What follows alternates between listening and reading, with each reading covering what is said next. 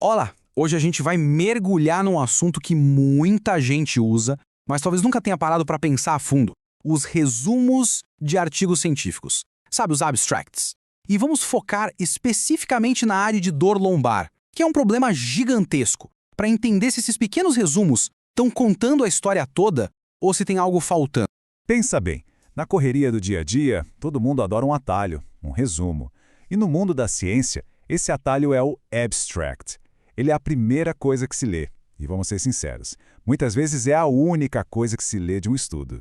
E pode parecer pouco, né? 250 palavras. Mas o peso que elas carregam é enorme. Médicos, pesquisadores, até pacientes. Todo mundo acaba se baseando nesses resuminhos para se atualizar e, mais importante, para tomar decisões que afetam a saúde das pessoas. A lógica por trás do resumo é ótima. Ele deveria ser essa ferramenta super útil, sabe? Para um profissional que não tem tempo, é a chance de filtrar aquela avalanche de pesquisa nova e sacar o que realmente importa para a prática clínica. É um sistema que, no fundo, depende muito de confiança.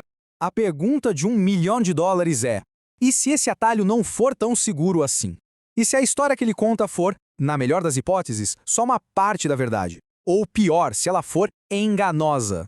Pois é exatamente essa pulga atrás da orelha que um estudo de 2019, lá da Archives of Physical Medicine and Rehabilitation, resolveu investigar.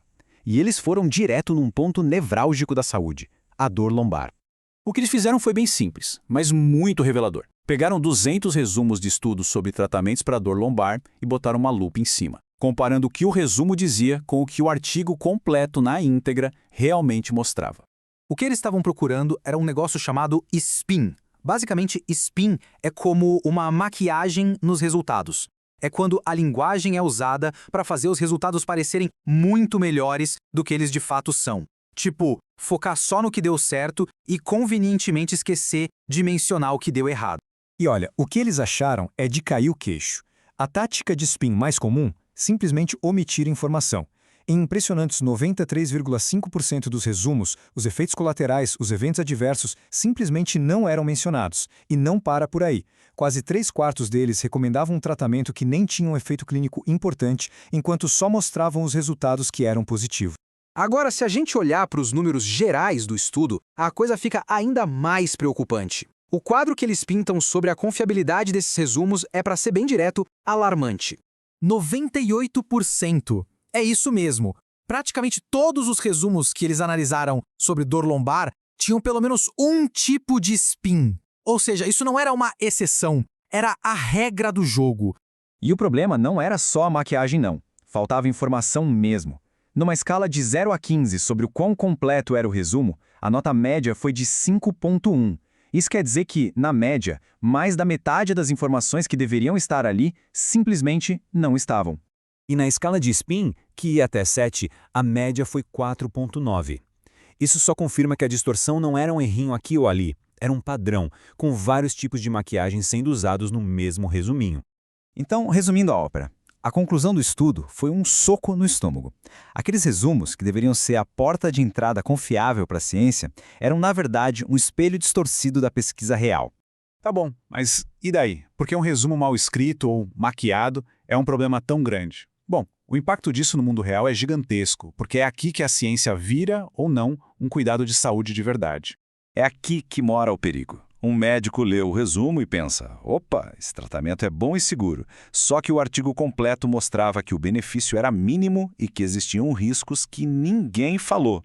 Imagina, decisões clínicas importantes podem estar sendo baseadas em propaganda e não na evidência completa.